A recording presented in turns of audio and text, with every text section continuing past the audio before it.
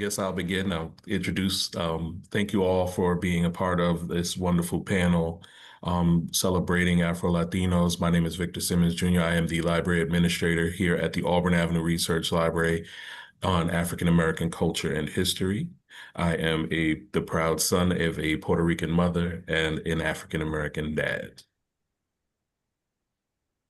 Good morning, family. My name is Mario Reyes. I'm author of A Son with No Father is a Book with No Author, A Journey in Fatherhood Through a New Eureka Lens. And it's my honor to guide today's conversation of two worlds, one heritage, and Afro-Latino experience in America. This topic is very personal for me as Afro-Latinos. We grew up learning to navigate multiple identities, especially when I was in the Air Force. They had no idea what to do with an Afro-Latino because you don't fit any of those boxes that they try to put you in. You know, sometimes we're celebrated, sometimes we're misunderstood, but I oftentimes felt invisible in the spaces that I held. We carry rhythms. The language of our grandmothers and the resilience of two continents are in our blood, and yet in America, our story is yet to be told with clarity, dignity, or truth. That's what we're going to do today. We're going to change that. So today that changes. We are joined by four extraordinary leaders who embody the depth of brilliance. First, I want to introduce Mr. Joe Alvarado, Vice President of Strategy and Engagement Partnership for Southern Equity, a Morehouse alumnus and veteran organizer. Happy Veterans Day, sir. Joe works across public, private, and nonprofit sectors to advance racial equity and civic power. He serves on multiple boards, including Atlanta Housing and the Latin American Association. How are you doing today, sir? I'm blessed, man. Happy Friday, everybody. Thank you for allowing me to be here to share my story, share my vision for the world I want to live in, and also the world that I want us to live in too. So thank you for having this conversation, Auburn Avenue, and thank you, Commissioner Ivory, for being a part of this as well. Indeed, indeed. And that leads into our next panelist, Commissioner Moraima Mo Ivory, Fulton County Commissioner for District 4, an attorney, media trailblazer, an advocate for democracy and culture. Mo is the first Afro-Latino member of the Fulton County Board of Commissioners and a longtime voice of civic engagement and justice. And I pray that she is not the last. How are you doing today, ma'am? Thank you so much. It's not often that I'm on a panel and people use my real name, which Moraima is my born name. And that was changed very quickly when I moved to Atlanta when I was coming here to go to Spelman College because people could not pronounce it. And so I'm proud to be here. I'm the daughter of my mother is Dominican and my father is African American, and grew up much of my life in a Latino family before I came to Atlanta, Georgia. So mostly because my parents were divorced early in my life. So I'm glad to be here and looking forward to sharing my story. Grew up in the Bronx, New York. All right. BX all day, you know. Appreciate you, ma'am. And lastly, we got Reverend Louis Negron Sr., founder and principal consultant of Mission Aligning Consulting, a nonprofit strategist, ethical leader scholar, and former COO of 100 Black Men of Atlanta. Lewis partners with organizations to strengthen governance, sustainability, and community impact. I've personally seen his impact on Atlanta, and I'm extremely proud to have him here as well. How are you doing today, sir?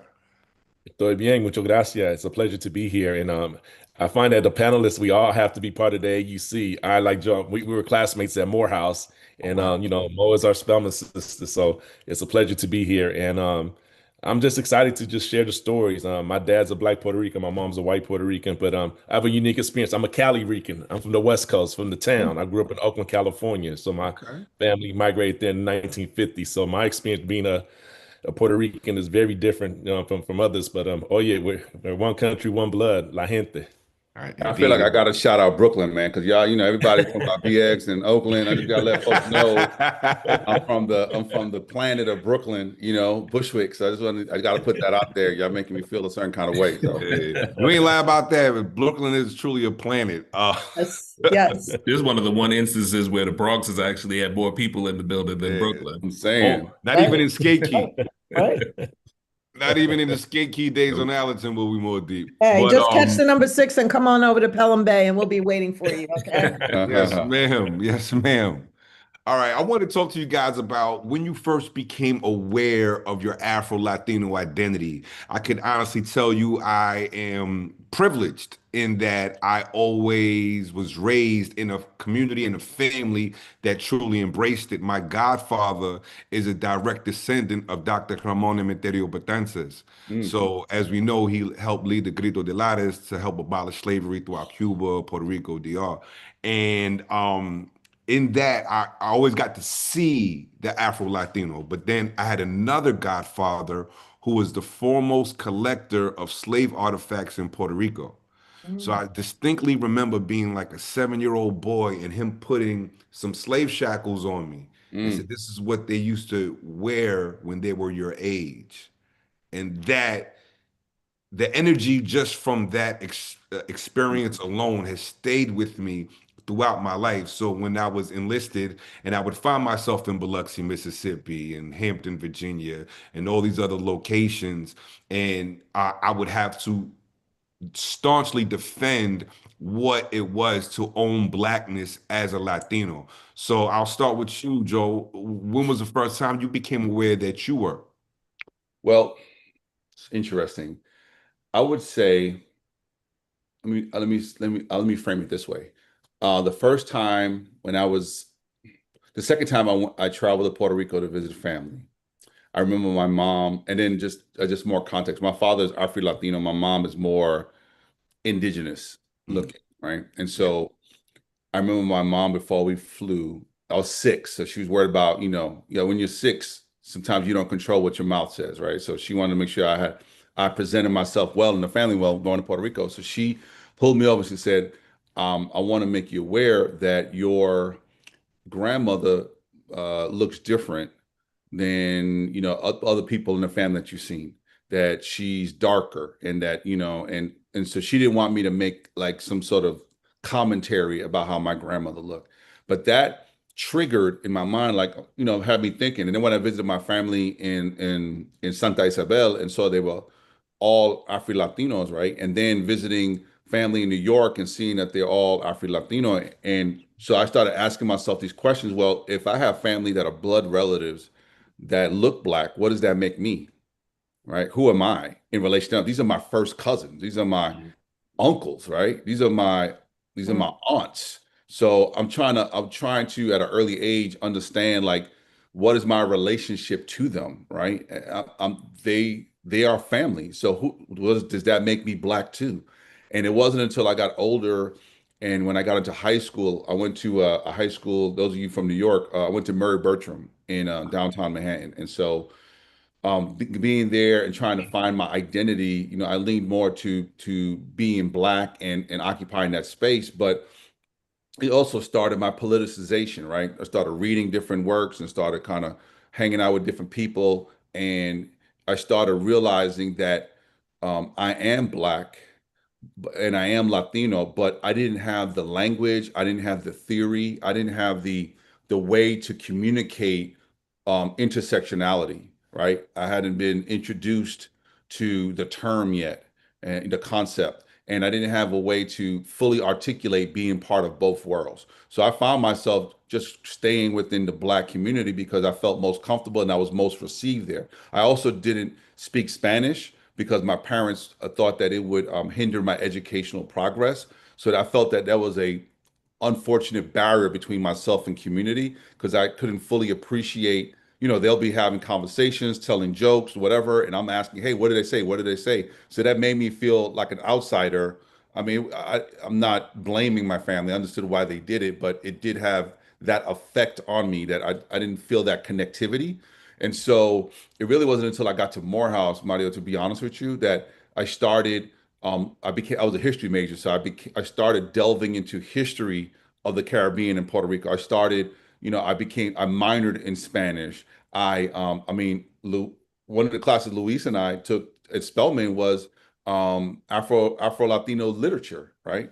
And so Mhm. with Dr. Dahl, right? And so we so it was a journey to answer your question, man. It was the first that first moment my mom was 6 years old, put that thought in my head, which made me start looking at people in my my family in a certain way and start examining myself. And then I intentionally went through a journey as I got older to understand who I am as a human being more, to the point where now we can have these conversations, and I can lean on my experiences, but I also have the language and the theory to better communicate to those who think very myopically as to what Black is, and Indeed. help them have a diasporan lens so they can see, like, I don't claim to be African American, but I'm absolutely a Black man, and help other people see the distinction between the two and realize that there is a connection, a bond, a history, a cultural connection that we have,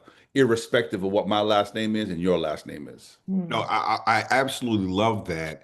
And one of the things that I think really helps is having more representation at these historically Black universities.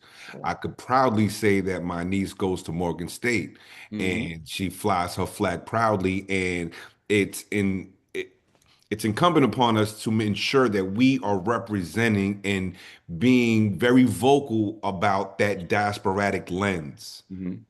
so that way we could redefine what the modern understanding of the Black man is. Hmm. And I think finding Reverend Negron at Spelman was amazing. Like, I'm sure that was really powerful to be able to sit with somebody that saw life through your lens. Well, we met earlier that we met, actually somebody hit me up because, how many, there was one other Alvarado that was in Morehouse. He's a bishop here in Jonathan Alvarado, which I'm sure everybody basically knows. And so when I got there in 91, everybody was like, "Man, you related to Jay?" I was like, "No, I don't know who Jay is, man." And because I just the only Alvarado they came across, right? So eventually he and I connected, we became friends, phenomenal brother, phenomenal pastor. But somebody had said, "Yo, Joel, you need to meet this dude Negron, man. He's a lot like you," right? Because they kind of like had like, "Oh, this is okay. He's Black, right? But he's not, but he's Latino." And so they trying to understand it, and they found somebody else. And so I went to Luis's dorm, and we just kind of kicked it, and we've been friends for, like, man, come on, like 30 years, right? Like, we've been 6+ years, together. yeah. Yeah, and so he was at my wedding. And so we've been in and we've been hitting the Maduro circuit, right? Like, we've been like That's funny. yeah, That's we've funny. been going through, we've had multiple conversations of this nature with various audiences to talk about, our experiences, our collective experiences. So, just when I saw that he was on here, I was very excited about that. And I didn't even know that about Mo. Mo, I mean, man, I've known you for a minute, man. I didn't even know you were Dominicana, man. Like, that's a phenomenal. I Yes. mean, it makes me like you even more. You know what I'm saying? I mean, you and I were always cool and good friends, but like, that's amazing, and I love the fact that you lean into your representation. So Right. yeah, so it's family, man. That's one. I got a big cheese on my face 'cause I love hearing about the friendships as well, the community. Because being Latin, we know that we anchor so hard on community, whether it be your block, your neighborhood, your family, and that's some of the things that make people gravitate to us. It's Yeah. that immediately. And unfortunately, I don't have the pleasure of being friends with everybody here. So I'm not going to call you Mo. I'm going to call you Commissioner Ivory. And with that being said, since you made reference to your parents being divorced early, did you ever feel like a pressure to choose a side between your Black identity and Latino? Never.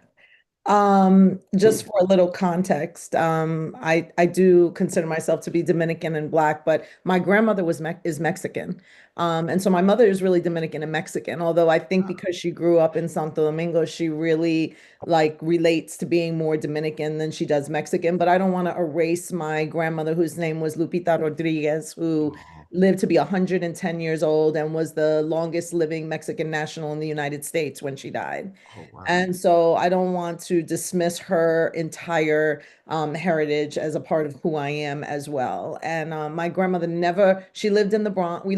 I grew up in Co-op City in a building where my grandmother lived on the 12th floor and our apartment was on the 5th floor. Time So, out, time out, time out. What building? oh, so I first grew up in section 5 and then section 2, building 14 in Casals Place. Okay, I'm from 21B, Bellamy Loop, born and raised. And I worked at the Wallbaums across the street, like, my entire high school life. But yeah, so building 14, so Fort Casal's place, and I went to Cardinal Spellman High School, and I went to PS 181 and 160. So I grew up there my whole life. But my grandmother lived on the 12th floor. She never learned to speak English. I grew up in St. Michael's Catholic Church, and it was never my father, who is a wonderful human being, wanted the same thing like Joel, wanted his daughters to learn how to speak English. And my mother was learning how to speak English at the same time. And so he did not allow us to learn how to speak Spanish. So I always did feel like I got cheated out of being bilingual. It never was like a barrier, weirdly, because somehow I could communicate with my grandmother. I don't know how. Maybe it's like the communication of love, but I never felt like I didn't understand what she was saying or what she needed Universal me to language. do. Yeah, or what we went from the elevator up and down all day long, and I always knew what I was expected of me and what I could say to her. So she raised us. So when my parents divorced very early, my father moved to another building in Co-op City. So we were only in walking distance of each other. So it wasn't like I didn't have my father's influence in my life, but I grew up under my mother and my grandmother's rule. And so I was very much raised like a Spanish girl. And I never I was just thinking about what Joel was saying when I was thinking about where did I ever have the conflict, and I never did until I came to Atlanta. I never had the conflict in my life of choose one or the other. Like in high school, I was like the girl with the pretty hair, and everybody knew, but she's Spanish, so that's why she has that hair. Like it never. I dated black guys. I dated Spanish guys. I didn't really ever go like you got to choose one or the other. I'm sure, some of the black girls were always like, oh, she thinks she's the whatever, but it never became an issue for me. No one in my family ever told me to choose a side. My mother worked in education in Washington Heights, and I spent so much of my life in Washington Heights, like just around Dominicans. All of the Dominicans babysat me, did my hair, chose my clothes. Like it just was never, and then there were other people that looked like me.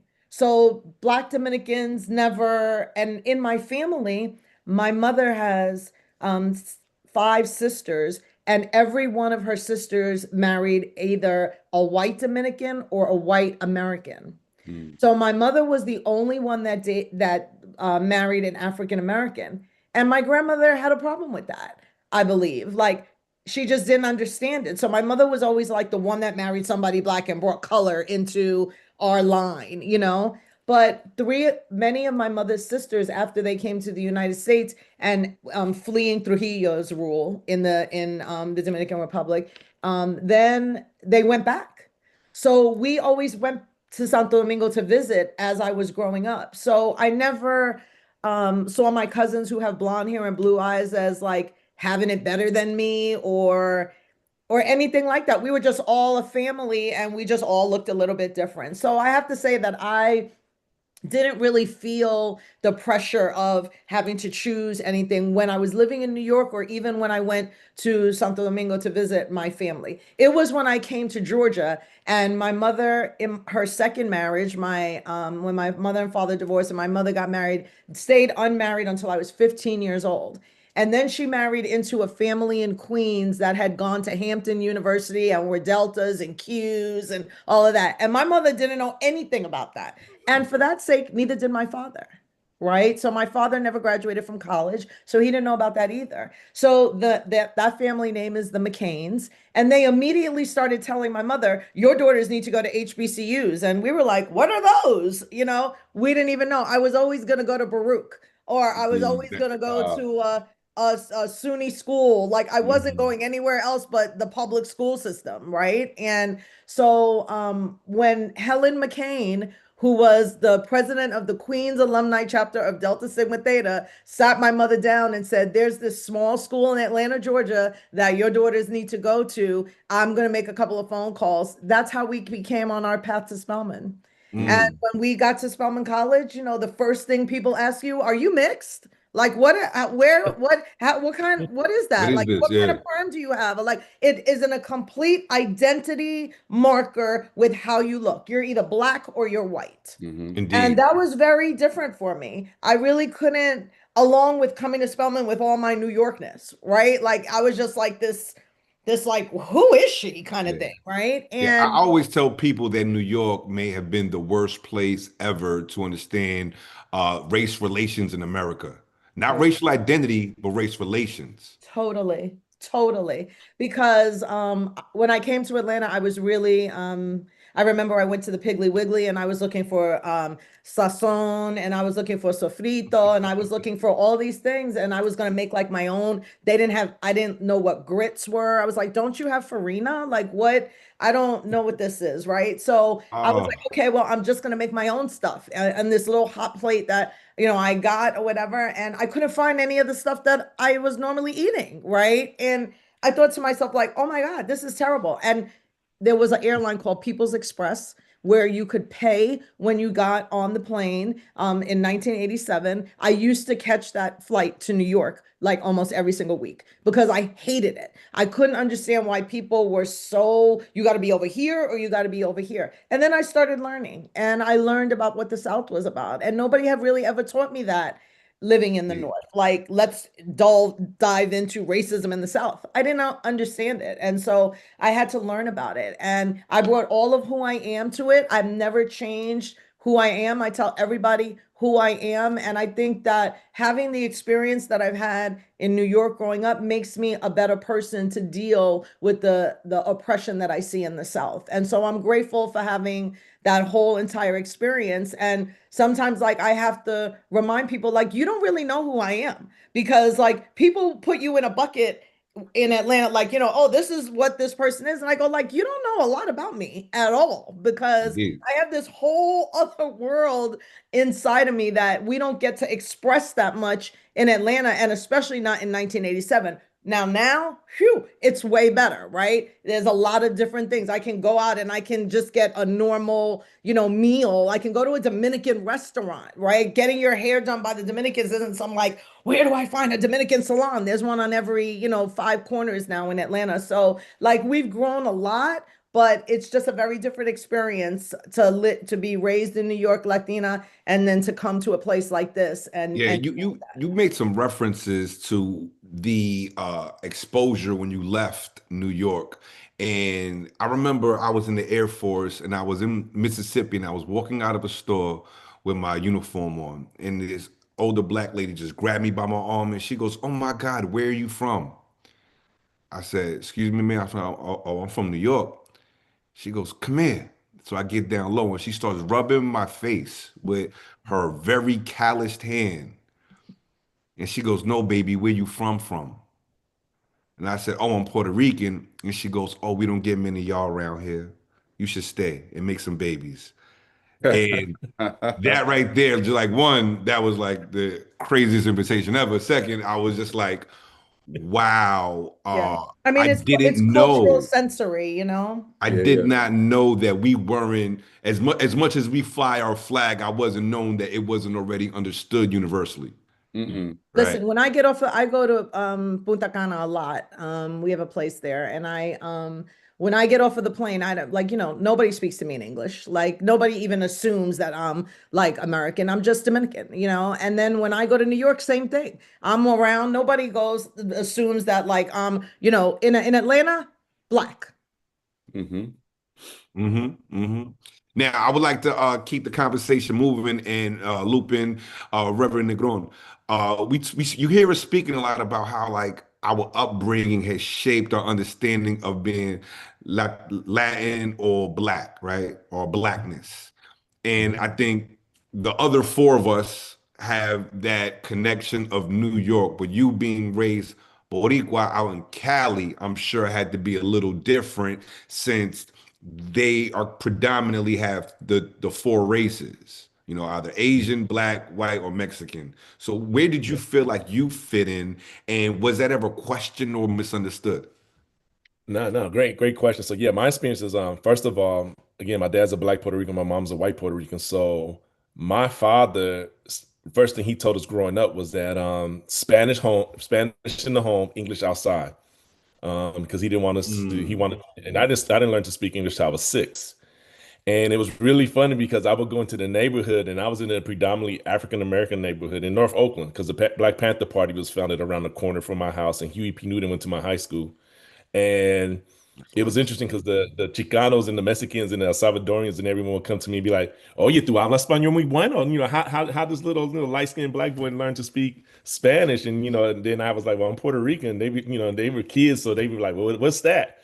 And then the brothers and sisters would be like, "Man, you speak just like the Mexicans," but and it was just that dualism that I had. So I had it real young. And then not only that, but my father, my family practiced Santeria. I mean, shoot, that's straight from the Orishas from the from the motherland straight here. So I knew the drumming, I knew the worships of the Santeros saints and everything, and the dualism of the religion. So for me, I knew at a young age, but like for Mo and Joe and what you guys are talking about, Marian Wright Edelman became my mentor. I met her in Oakland, California when I was when I was 18. And she was like, "You need to go to Morehouse," because I was doing a lot of social leadership and work in the community. And I became part of the Black Community Crusade for Children and the Black Student Leadership Network. I actually became co-chair. So she said, "You need to go to Morehouse." And when I got to Morehouse, my first experience, just like Mo said, I went down to eat breakfast, and I didn't know what grits were. And everybody looked at me and was like, "Where are you from?" I was like, "Oakland, Puerto Rican." So that was that part. And then the other part was, I had hair back then. So I looked, a lot of people say I look like Christopher Williams or Oh, excuse me, excuse me. I'll be Let me sure, stunt real quick. Let me stunt real quick. But it was interesting because people would always ask me, first they thought I was Creole because a lot of people thought I was from New Orleans or Louisiana. And it wasn't until I went down to the Bayou Classic that I spent time down there because my best friend he played football at Southern. So when I got to Baton Rouge and I got to see the people there, I was like, "Oh my God." Then I knew there was a Spanish influence there. I saw the connection in the mixing. And I was like, "Oh." And then my ex-sister-in-law was, look Puerto Rican, green eyes. I thought she looked just like Fam, but she speaks French. But Yeah. I would tell people at Morehouse, and brothers specifically, especially those that didn't know, I would say, "Look, when the slave trade was happening, my people got dropped off in the islands. The rest of y'all got brought to the States." And I said, "My slave master was Spanish. Y'all slave master was English." And I said, and then, I mean, slavery, but the morality of it is there. And I said, that's really what the lineage really is. And I've always stuck with that. And, to this day, I still say that. And I still get questioned, even because the fraternity I belong to or the organizations I've run. And, people still ask, "What are you mixed with?" Or what are you? But at the end of the day, I say I'm human. But at the end of the day, if we're Dominican, Puerto Rican, Cuban, whatever, we are the world because that's where the true mezcla or the mix happen for us. Yeah, I absolutely love that. I absolutely love that. It's funny what you're saying how even in the spaces you hold now, you still get it years later, right? This I is do. something that will follow you from childhood through adulthood. And after living in the South for the majority of my adulthood because of the military, I I started performing in Atlanta. I've been in Atlanta 10 years now. It was very important for me to represent my New Eurekan culture. So my stage name, which I no longer go by unless I'm working with my kids in my nonprofit, was Poppy Picasso. That's how me and Victor met. And people would always be like, "What is that?" And I would let them know, like, "Well, Poppy because I'm Puerto Rican, and then Picasso because of the arts." And I would try to enlighten them because it was always a conversation starter. I got it's like I'm the Warriors. I got jackets that got the emblem on the back with the logo. I fly the logo on my chain every day. So it's one of those conversation starters. So that way I could, even if it's one on one, I could try to make those small impacts, right? Get them to start understanding more. And now to you, Vic. Atlanta's the black Mecca, but it's not Mm, necessarily the Latino Mecca. right. Yet you had the, as I always say, the historic Auburn Avenue Research Library, the first place where black people were allowed to read, write in the segregated South, and you actually run a charge. How do you find the balance between both worlds and be able to truly represent your full identity and advocate Afro-Latinos in the city through the work that you do? Well, I think it goes back to like your initial question of like when did you realize? Um, Again, growing up in New York, like everybody said, it was easy not to be aware of certain things. Um, I would go around, the city with my grandmother, who we call Mami Sadi. Mami Sadi would take me to her friends' houses, and her friends looked like me, but they spoke Spanish.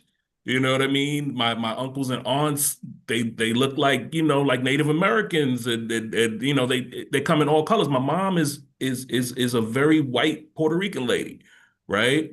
But it was always this like blurred line. My dad, who is an African American man from rural northern Florida, spoke Spanish fluently. Learned this probably, I mean, I don't remember a day when my dad did not know how to speak Spanish, but yet my dad probably he got to New York in 72. I'm born in 77. He already knew how to speak Spanish. He learned that just because all his friends were Puerto Rican, and he said, I just needed to know what everybody was talking about. Right. So here I am, and I'm going through life in New York. I didn't realize there was a difference between being black and being Puerto Rican. It was all the same, you know, like Louis said, it was the Santeria, it was everything. So we had the congas in the house, the bombas playing. It felt so familiar. So by the time I think I came more to realizing that I was a black man after realizing I was also Puerto Rican. You know what I mean? So the blackness came probably when I was about 15, 16, working in a New York Public Library, and someone gave me the section, the Black Experience section. And that was my responsibility to take on that and make sure it was shelved properly and in the proper order that it needed to be in, and all of those good things. And I kept seeing all these books coming by and realizing like, ooh, this one keeps getting checked out. This seems interesting. Let me read this. And it was like an awakening to see like that's my story being told. That's my people too. And I was laughing because we talk about it. It's funny because we talked about hair, and hair, when I had hair, it was the giveaway. It was the giveaway. So when I would find myself in the Heights on 181st, I'd get all the old ladies would come over to me and start talking to me in Spanish, asking me for directions to this, that, and the other. And I'm also one of those no sabo kids. And it's a shame because both my parents speak Spanish. But It's like the four of us, but and Luis is the only one that speaks Spanish. it's a strange thing. But the crazy thing is that I was always able to understand. Mhm. Right. So they Always. would talk to me in Spanish. I would respond back in English. They would keep talking to me in Spanish, and then it would like click in their minds, like, why are you not answering me in Spanish? And then they would ask if I spoken, and I said, no, a little, but I don't Un feel poquito. comfortable. Yeah, just a little, but I don't feel comfortable, getting what's on my mind out. And so they would always, of course, shame me. It was always like, oh, you should know. And they would like shame on your mom or your grandmother, whatever, whatever. And I'm like, you know what? I never felt like not speaking Spanish separated me in any real way from feeling and being Puerto Rican to the fullest. Like I grew up in a Puerto Rican household, so it was never that separation. So coming into this space at Auburn, it was a natural thing because I felt like both of those worlds were so much more similar than they were different. Mm. And it just created this greater understanding of like what it means for me to be black, Mm. because I saw so many things that we attribute to being black in the African American culture. I see it in the Puerto Rican culture all the time. And so, I have cousins that are just like me. Every time a new one is born, I'm always like, mi gente, right? That's like every time that's mi gente. Whatever it is, I'm like, oh, you black and Puerto Rican? Cool. Like to me, it's like the best of both worlds, man. So coming here was like the perfect gift. Every time I get a chance to, I'm always trying to uplift, trying to spread the word like, hey, look, there's a whole community you don't know about. I mean, even think about in my building right now. We got Ruben on the back end right now, Afro-Latino from Puerto Rico. We have Ziamara, who works here with the AV, who's Panamanian, Afro-Panamanian. You see what I mean? So it's so many people just don't know because we move in these circles and it's so like easy to put someone in a box and say you're this, and they have no idea, who you really are. Then they see my mom and they see this little 4'11" pale skinned Puerto Rican lady who, when she talks, can sound like a black woman, but can also speak Spanish. You know what I mean? Because she was, though born on the island, she was raised in the Bronx. So, it's like, to me, I think we need to find a way, as I see so many people in popular culture who are like us, find ways to, I guess, educate folks a little more.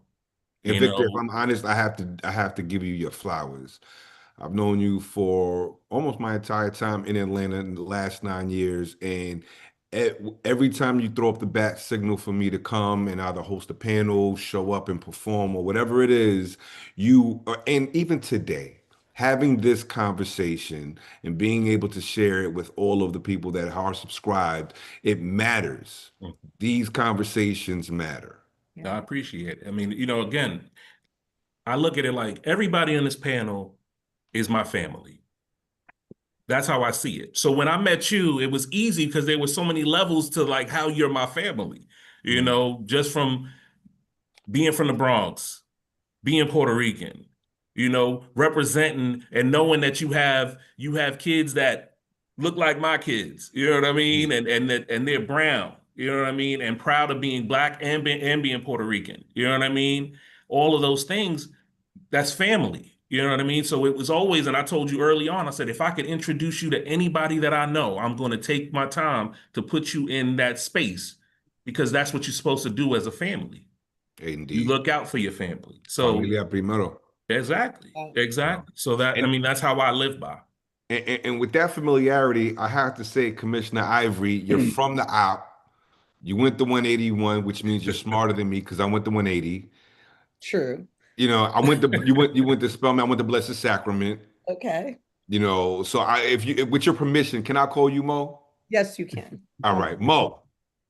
In your work from policy to culture to education, I'm curious. You have a unique lens in which you see the world as a representative. Where do you see Afro-Latino voices being erased and or overlooked?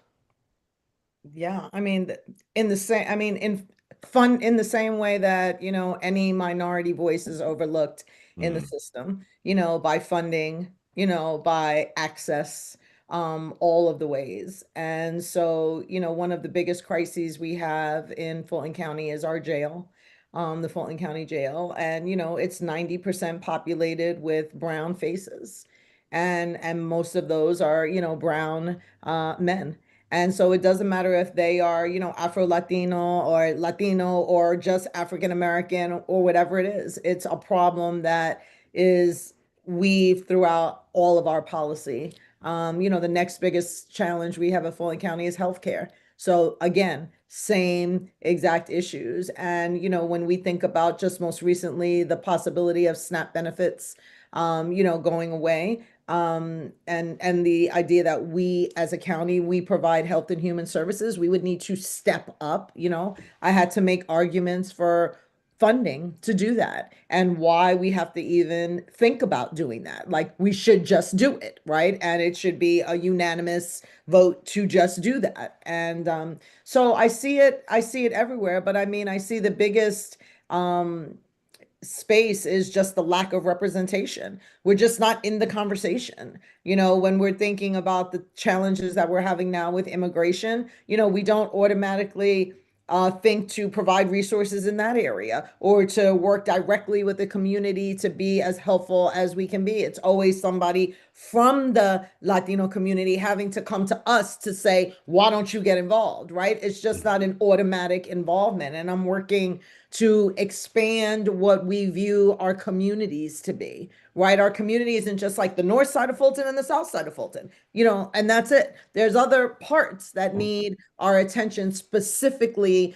related to certain ethnic groups. And so I think it's my job to make that known and my job to say, hey, what are we doing over here about this issue that like affects Latinos particularly? You know, like what are we doing over here in this corridor? Or what are we doing to make sure they understand or that we're providing some of the things that we have in Spanish or, you know, like all of those kind of things. And I think when an organization it has existed for so long without necessarily having to pay attention to it, it's hard to get people to focus their attention on it and resources. Mm-hmm. And that's the biggest thing, resources. Joe?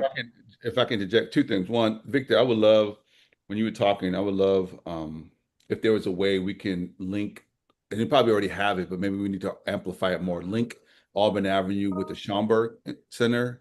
Yeah, It really I was just there maybe 3 weeks ago.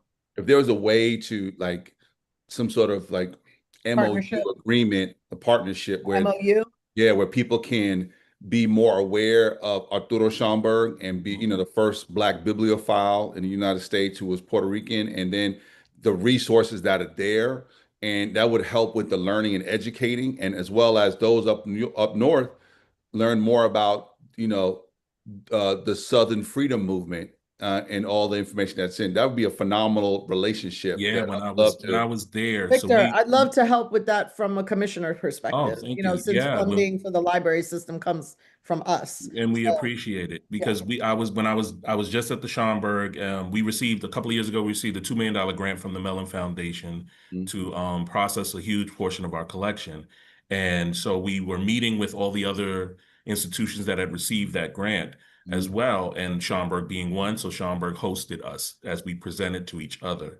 I can tell you that they are working on a lot of important collections, especially related to like Campos and all of those things. They're digitizing a lot of things that are important not only to Puerto Rican culture and Latino culture, but also, you know, Afro-Latino culture. And so that was one of the things they presented when I was there. So I'm definitely, you know, always looking for ways to bringing in something that can educate. So I definitely will, you know, reach out to them at the Schomburg and see what we can do. I know a few months back I had gone to an event for the Hip Hop Museum, and that was one of the things I was stressing to them as well. Is like, listen, you got this beautiful museum being built in the Bronx. How can we have something here as far as representing what you guys are doing there? Because there's a whole Southern component as well, but you know, also shedding light on the importance that Latinos played within hip hop and those kind of things. And I'm always trying to find a way to insert, you know, that aspect of my world into what I do every day. Joe, you're such a Brooklyn brother, and I'm gonna tell you why. You stole the question before I even got to ask it.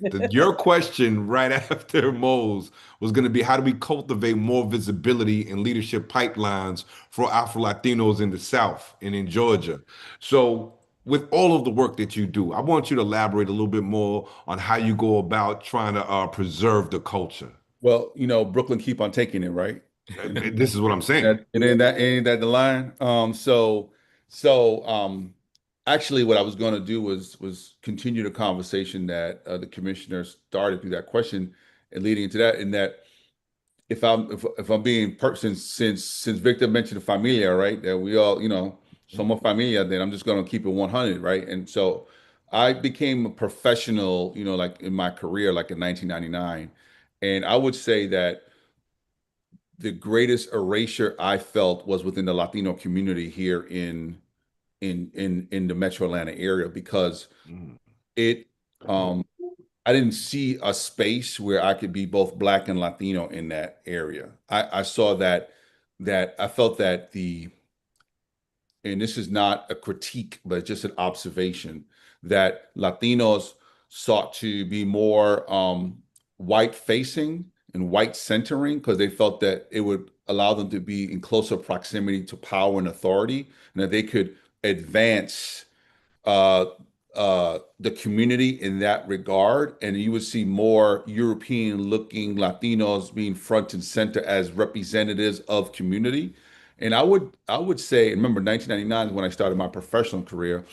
So I would say it wasn't until, the summer uprising of 2020 where Latinos within the space started realizing that we have to do a better job of ensuring that we are fully represented and fully acknowledging the diversity that exists within the Latino community, right? Where that's when, like, Negron and I started, doing some talks here and there, and they started during Black History Month acknowledging Afro-Latinos and these organizations, and they started really leaning into it now and asking questions and also being very honest about what they don't know and how to navigate this new space. Like, how do we authentically and honestly and respectfully showcase what your contribution and who you are to the community, right? And to show that you're not, and not to make you feel like an object, but make you feel like part of this overall community, and that you bring something unique and special to it. And but that is also, if I'm going to keep it all the way real, Mario, that's part of our overall culture anyway, right? Indeed. Blanqueamiento. We all know what that means, right? It's we, and the commissioner, I think, alluded to, or they alluded to colorism, right? And we understand the at a macro level, at a hemispheric level, this moving away and erasing of the Afro-Latino contribution to history and culture and the evolution of the hemisphere. And only now, because of technology, there, and also not just technology is the tool, but there is a spirit and a movement of reclamation, right? There's a spirit and a movement where countries that have worked for decades, if not centuries, to sort of present themselves as more European leaning or European identifying, where Afro Latinos in those spaces are standing up and speaking out and saying, no, Somaki, we're here, man. Like you're not going to eliminate me from the record. I'm part of this history. I'm part of this story, and I will be seen, and I will be heard, and I will be celebrated. And so that is a conversation we need to have. Like that's probably a conversation to have with some adult libations at a later date and time if you were to continue this conversation, Victor. But I think that we have to have an honest assessment and critique of our Latino diaspora and the pervasiveness of trying to hide who we are and our contributions, and almost have a sense of shame that there are Black people who are part of these countries and that have contributed to these countries' existence. And I hope that this conversation allows people to realize that the narratives that have been in existence for that we've been combating against, that we're slowly but surely working against, and offering a counter narrative that is more inclusive, more accepting, and more honest in regard to its portrayal about who are Latinos and their origins and their contributions to the cultures that we all hold dearly. Awesome. Well Thank said. you for that. I'm going to pivot to you now, Reverend Negron. I think I think you are probably the most unique to me here, primarily not just because you were raised Boricua out there in Cali, but you also said you were raised with Santeria and you're a Mhm. reverend. Yes, So sir. I'm really curious how you feel faith and or religion can become a bridge for unity between Mhm. Black American culture and their Caribbean Latino cousins. Yeah. I, man, that's the dualism that we live in as people is so strong. I would say that, the way it was sold to me, then further in my study, especially as I traveled the world, um, and I'm not trying to say that the brutality of slavery was any worse anywhere in the Caribbean than in the States, but at least I'll say this for Puerto Rico, Cuba, Santo Domingo, Dominican Republic, and so forth. On Sundays, the slaves could play their drums. where, if you were here if you were here in the United States, they cut your hand off. So one way, and then the dualism of the Catholic Church, La Iglesia Católica. I thought it was brilliant how the slaves were able to integrate their orishas or their gods. Like you look at Santa Barbara, and sometimes us probably growing up, we saw her. She had the red cloth on, and adorned in red, or there was a little altar in Abuelita's corner with the candles and the food, and we just knew that she go and pray. But she was actually that's the African heritage in us, where she was actually speaking to Ogun or Santa Barbara or Batala, whoever the Orisha represent. And that to me is the special dualism, the uniqueness that we have, being either Afro-Puerto Rican, Afro-Dominican, or Cuban, or if we come from those islands, even Afro-Brazilian, because all the voodoo, or even I'll say Haiti, because it's voodoo there. And for me, it was a preservation of culture, it was a preservation of language, it's a preservation of spirit, and something that was able to be indoctrinated all the way down to even us here. You have la curadora, you go, they'll have the shells, you go to the back of the bodega or something in, New York or in a corner that, you have someone there that they can speak to. And, those are traditions that I would say that were incorporated for our people to survive, number one, and keep the pluralism of that Afrocentric dialect, the Afrocentric spirit, the Afrocentric music still to come down to even today. And I even throw, when I heard Bad Bunny's song come out in Christmas of last year, and I heard him playing Bomba Plena, man, my heart just sank, man. My daughter looked at me, she like, Dad, you okay? Because I like Bad Bunny, but when I heard that whole album, and I just said, baby, you just don't understand what this man just did. And it wasn't until I took her to Puerto Rico this past summer where she got to see, number one, she said that's the first place that she's 23 and a student at Morris Brown College. She said, Dad, this is the first time I ever felt that I'm amongst my people. And then she heard Bomba Plena, she heard the music. We went to Santurce, so when you talk about it, I have to talk to her about also the religious aspect of it, of this is your dualism of being a person from the island, because she grew up Catholic. But the biggest thing is understanding that our people had to survive, and that's their way of surviving. Then you can compare that, of course, here to the Southern South. When you think of the Negro spirituals that are being sung, the hymns in the church, or being out in the woods and having, their, I'm not gonna say a seance, but having their spiritual meetings out there. We're graduates here of HBCU, so we understand what it took for, the brothers and sisters of Spelman College of the Atlanta University Center to survive on that spiritual aspect. So that's where it comes from. I love it. It's beautiful. And me being a reverend, I embrace it. Some people maybe go against it, but it's not, to me, it's not evil. It's not nothing that's the devil. It's survival. That part. Yeah. That part. Isn't that what spirituality always is? It connects you with a much higher power so you can endure and survive what's going on down here.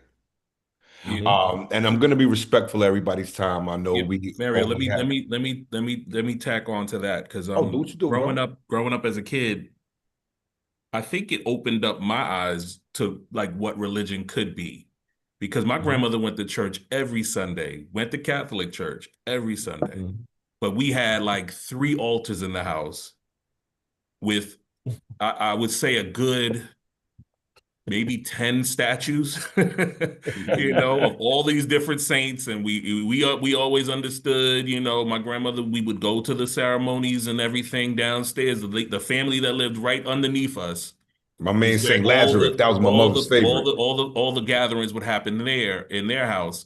And it was always just like, it just felt natural. We could do this one thing and go to the Catholic church on Sunday, but then we could also, do this other thing. Or, if you go into my house right now, right above my door, you're gonna see a horseshoe with pictures of the saints that my mom gave to me, because she said, listen, you in this house, we're gonna make sure you are safe.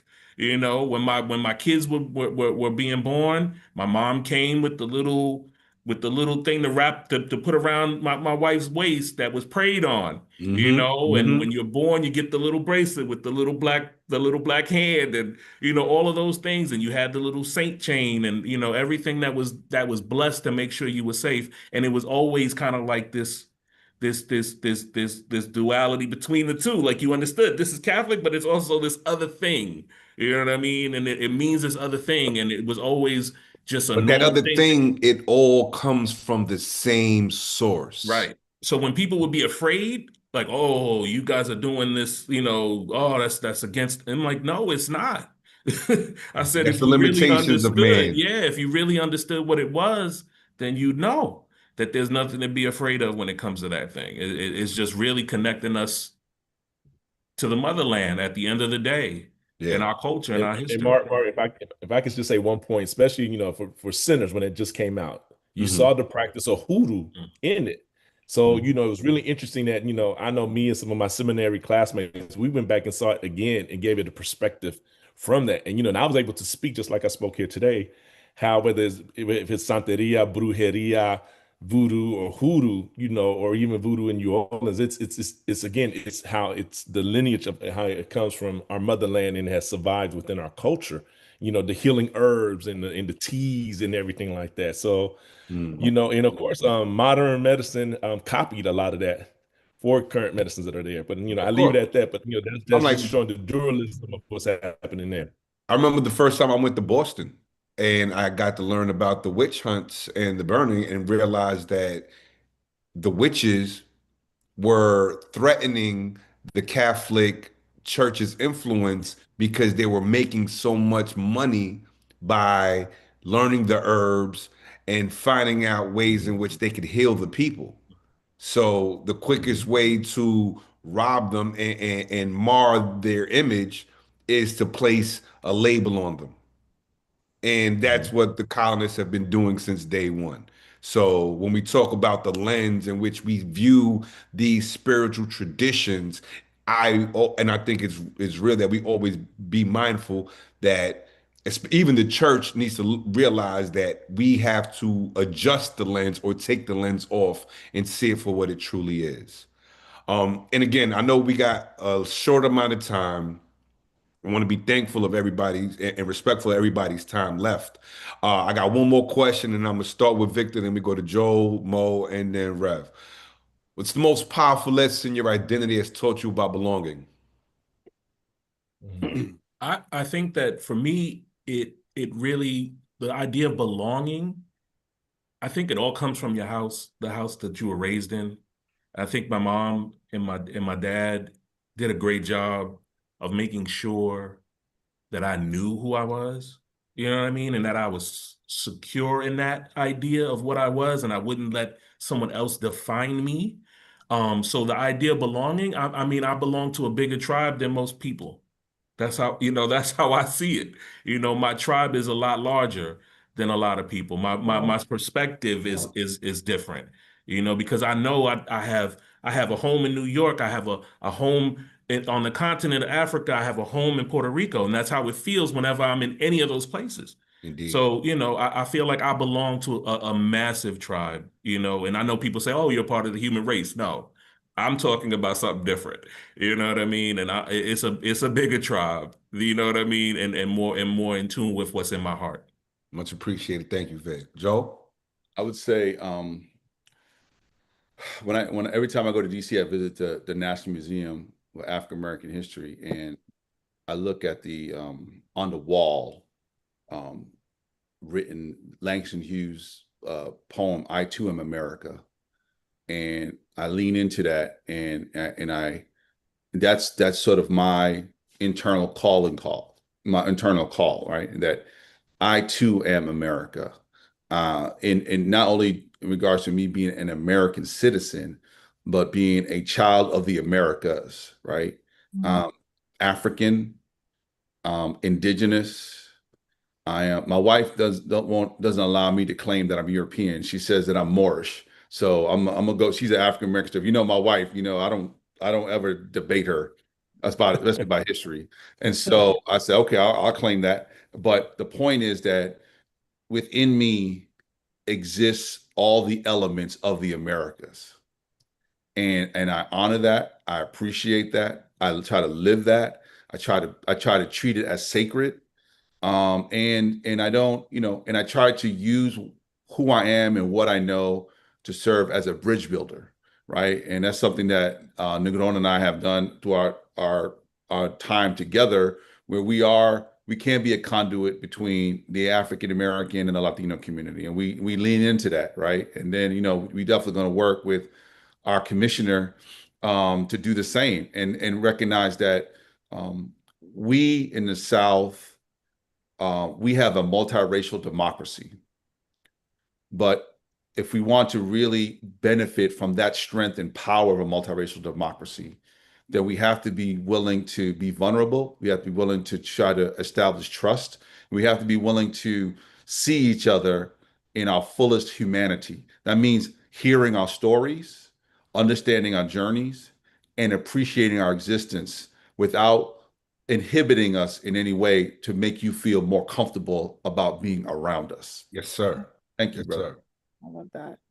Yes, sir. I would say that for me, it's a little bit of both what Victor said and what Joel said. And like I've been fortunate enough to have a quote of mine in the African American Museum in Washington, D.C. that sits on the third floor in the sports gallery. And so that's kind of like a little history that I'm gonna have in my life for, forever, that my kids can go to. And funny, when people go there, they always go, there's a girl named Mo, there's someone named Mo Ivory who has a quote in the museum, just like your name. I'm like, it's me. But for me, I never feel alone. I feel like I have so many families, and every time that I grow into a new space and become something new in my life, whether it's into, a new job or a new role that I decide to take on, I bring all of who I am to it. So I'm not ever going to be in a space where people don't know everything about my foundation, which is, being a Black Latina growing up in New York City, coming to the South to go to a HBCU, marrying a very Black man, having 6 children who have to understand all of that, have all of it. I don't shy away from any of it. So I never feel alone. And like Victor said, I feel like when things are crazy in America, I don't feel like I couldn't leave. I'll leave. Like, no problem. I'm going to go somewhere else. I'm going to go where people, I don't even have to explain myself. And that's a beautiful thing to feel. But I've surrounded my life with people who I don't have to explain myself to. And so I bring all of that with me every day. And so I always feel so happy to be who I am and to have people ask me about it. And when people go like your name, they go, your mom named you Mo, and I go, no, not at all. My name is Moraima Awilda Kelly, and I have all of that inside of me, and I love to tell the story. So that's where I feel where I belong. Absolutely love that. It sounds like a real world fairy tale. Oh, thank you. What about you, Rev? Well, I'll say that my dad loves food, and he actually he was the sous chef to my mom cooking, and he explained it to me. He said, "Oh yeah, sofrito is like life." Yes. Sofrito is the base in every part of the culture. So he was like, yo, no matter if you black, white, whatever, he said, we're like sofrito. So he said, you want to be like sofrito in the world. And I think that flavor has always stuck with me. From being a Puerto Rican boy in Oakland, California, to my travels to Morehouse, and, my fraternity of Kappa Alpha Psi, which I do have to say, Brother Schumberg was a member of Omicron chapter. Let's shout out there. And and then being here, so I would say, I have a place in Puerto Rico, so I understand. I spend time in Puerto Rico, and for me, I don't have to live. I love the duality that we can live. That we just don't have to stay in the states alone. We're global people, whether it's Africa, South America, the islands, even in Europe. We're global people, and I think that's something that always sticks with me. And I pass that on. I too have 6 children, so I pass that on to them also. That, oh yeah, you're Afro Puerto Rican. You are all of this mixture. I think for me the biggest surprise, and I'll leave you with this, was that my dad always said, oh, we have the Nayo Indian or Awakan Indian in us, and everyone. And I thought that was very similar to like the Black culture. I get here and they're like, oh, we have Indian in us. I always thought about 1 or 2%. I do my DNA, come back at 35%. I'm like, oh, okay. So we do have some Indian in us, but that goes to show that no matter what happened to, especially our Indian brothers and sisters or Afro Indians from the islands, that piece still carries on within us. and sometimes it could be a silent part of that. So that goes to show the resiliency of our DNA that is still here. And I leave you with that. Awesome, awesome. I want to, well, thank you to our esteemed panel for committing your time and sharing your stories. I want to, I believe that today kind of showed us the beauty of having a dual heritage. And we don't look at it as two separate worlds, but as one continuous story of creativity, resistance, and as we just ended with, belonging. Our panelists have reminded us that the Afro-Latino identity is not a footnote in American culture, it's the sofrito, it's the base, I love that. right? And as I would be remiss if I didn't share a couple of words as a poet. And I'm gonna leave you with this. According to the census, Puerto Rico isn't a race, it's only an ethnicity. So, for the sake of their surveys, the complexities of my people are met with simplicity. I try to get them to listen to me. But when you try to explain history to the victor, it only comes across as self pity or rather pitifully. We Mm, changing that narrative right now. That's right. mm. Thank you all. And I commit not just myself, but every organization that I represent. If you guys ever need some foot soldiers, some people to speak on your behalf, all you got to do is call. Victor knows. Yeah. Love that. Thank you. Thank you. Thank you.